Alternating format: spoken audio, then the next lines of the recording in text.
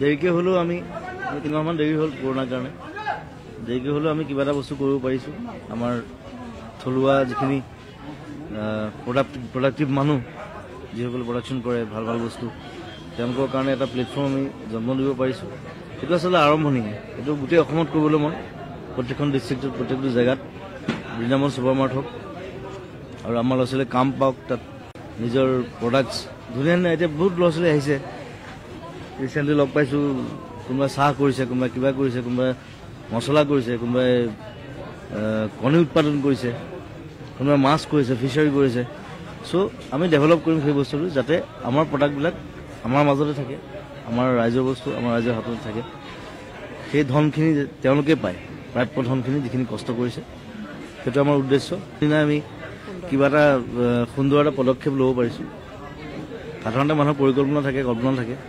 কিন্তু আমি কাম কৰি দেখুৱাইছোঁ চ' ল'ৰা ছোৱালী আগবাঢ়ি আহক আমাৰ লগত সহযোগ কৰক আৰু বহুত পৰিকল্পনা আছে বহুত কল্পনা আছে চব কৰি যাম খালি একেলগে থাকিলে